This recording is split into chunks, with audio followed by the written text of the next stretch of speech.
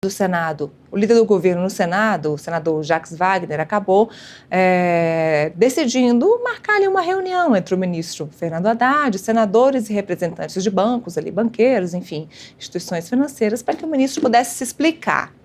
Mas tudo isso tem um motivo. Por quê? Depois das mudanças no IOF que foram apresentadas na semana passada e no início dessa semana, mais de 20 projetos foram apresentados no Congresso Nacional para derrubar essas mudanças no IOF. Então, o que a gente vê é o governo, aí por intermédio do senador Jacques Wagner, tentando já se esquivar, tentando amenizar o cenário para que isso não aconteça. Qual a sua opinião sobre isso? Pois é, Neila, para mim é parte daquele assunto que a gente já conversou na semana passada, que é um governo muito gastador e o Haddad ali, ele até entra em conflito às vezes com o próprio Lula, né? Lula aí com promessas populistas pensando em 2026, vamos dar gás de graça, vamos dar energia, né? E enquanto isso o Haddad ali tentando fazer o arcabouço fiscal dele ainda fazer algum sentido. E o IOF, famosamente, para quem gosta de comentar esse assunto, recorrer a aumentar o IOF é desespero, né? Não tem nenhuma outra opção. E eu acho que o Haddad já estava mostrando, na segunda-feira, por exemplo, ele falou, a gente tem 800 bilhões aí em isenções fiscais, então ele está, né, será que não dá para cortar em algum lugar, né, acabar com um pouco dessas isenções? Já tivemos a reforma tributária que vai ser implantada até 2027, então talvez dê um pouquinho de jeito nisso. Mas dá para ver que assim, é uma situação que parece desespero. E outra, a crise dentro do próprio governo, que é o Rui Costa, ministro-chefe da Casa Civil, ele teve 24 horas para olhar o texto do aumento do IOF e houve o recuo, como você já citou, né, sobre investimento estrangeiro. Então, assim, como disse o Noblat, aí, um dos colunistas do Metrópolis, é um governo que está atabalhoado, enfraquecido, e a prova disso, né, para retomar um pouquinho do assunto anterior, Marina Silva e Fernando Haddad são escolhas pessoais do Lula, são políticos de experiência. Então, se até eles, né, estão sendo fritados, como disse a Folha de São Paulo hoje, aí está difícil realmente, em geral, para o governo fazer qualquer coisa. Bom, ministro Fernando Haddad, então, vai ter que dar suas explicações. Fato é que isso deixou preocupado não só o mercado financeiro, mas também o governo Lula, porque depois de várias crises que vem acontecendo, principalmente do ano passado para cá, mais uma, que é a crise do IOF. Eu acho que a gente pode chamar de marolinha, essa marolinha não vai passar assim tão fácil, não. Os brasileiros não vão esquecer tantos erros um atrás do outro. Depois de um escândalo de INSS, vem aí o escândalo do IOF. Pois é, isso está reforçando os memes do taxado, né? Eles deram uma volta um pouquinho.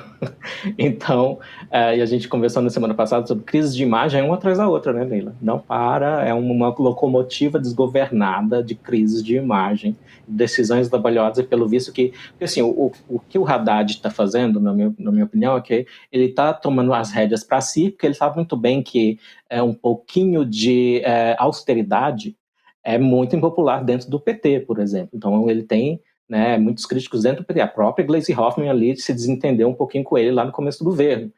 Só que o preço desse protagonismo que o Haddad tem que tomar para si é esse. Aí, às vezes, ele toma uma decisão como essa, do IOF, e pisou no calo ali do Rui Costa. Então, não queria estar no lugar dele, não.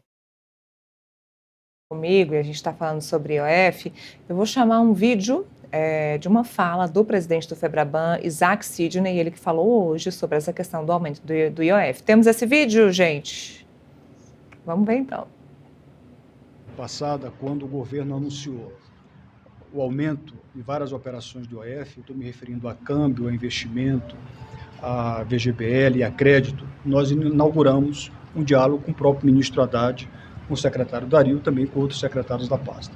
Continuamos esse diálogo no final de semana, fazendo, portanto, nossas ponderações, e o ministro Haddad achou conveniente que, então, nos encontrássemos aqui em Brasília, juntamente com os presidentes dos maiores bancos privados. Portanto, ele nos recebeu hoje para que pudesse, de viva voz, ouvir de nós quais eram os impactos. Nós mostramos para o ministro Haddad e seus secretários que o impacto no custo do crédito é um impacto severo, é o impacto para o crédito das micro, pequenas e médias empresas. para que possamos ter uma noção em termos aí de patamares, nós estamos estimando que numa operação que possa ser prorrogada de curto prazo, em até o ano, a gente pode ter um impacto de 8 pontos percentuais, entre 3 a 8 pontos percentuais. Isso pode significar, no custo efetivo total de uma operação de curto prazo, uma variação entre 14,5% a 40% no custo efetivo total, em termos de taxa de juros. Portanto, esse é um dado que certamente sensibilizou o Ministério da Fazenda, que abriu um diálogo para que nós pudéssemos, então, constituir uma frente de trabalho, juntamente com a FEBRABAN e o Ministério da Fazenda, para analisar alternativas. Nós temos uma posição contrária ao aumento do IOF, só que neste momento criticar seria a parte mais fácil. Nós optamos por um debate construtivo, optamos por presencialmente vir a Brasília, juntamente com os presidentes dos maiores bancos privados, trazer informações do impacto. Eu quero fazer mais uma vez questão de ressaltar que nós estamos diante de uma situação que o país precisa ter as suas finanças públicas equilibradas, o setor bancário tem essa compreensão, mas achamos que esse equilíbrio das finanças públicas não deveria se dar por meio de aumento de impostos, sobretudo de um imposto regulatório. Mas esse é o debate. Nós não só trouxemos a posição contrária, não só trouxemos aqui para o ministro Haddad os números dos impactos, que, repito, são relevantes, são severos para o custo do crédito, mas nós trouxemos alternativas de fontes de receitas e de redução de despesas. Nós não iremos detalhar agora essas alternativas, porque elas serão debatidas, detalhadas tecnicamente entre a FEBRABAN e o Ministério da Fazenda. E o importante é que nós saímos daqui com a percepção clara de que o diálogo foi aberto e que o ministro está disposto a construir conosco. Nós gostaríamos muito que essa medida fosse revisitada. Agora, essa é uma decisão não só política, mas também técnica, e nós continuaremos a dar subsídios para que possamos revisitar esse aumento e tirar esse custo, que não é só do crédito, esse é um custo, inclusive, da produção, do investimento e do consumo. Tá aí, os bancos não estão gostando nada desse aumento do IOF, assim como a maioria dos parlamentares que provavelmente vão tentar derrubar essa mudança feita aí pelo governo federal. Neila, eu acho que o que isso ilustra para a gente é que a corda sempre arrebenta do lado mais fraco. Porque como foi esse recuo relâmpago?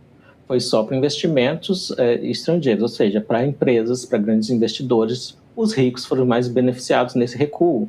E a gente, que faz uma comprinha ali de um pouquinho de dólar, paga lá $8 para ter o X, o meu selinho azul no X, lá vem 3,5 de IOF em cima de mim. Então, o recuo acontece para a parte mais poderosa, que tem um lobby mais poderoso no Congresso, né? Então, isso é importante lembrar.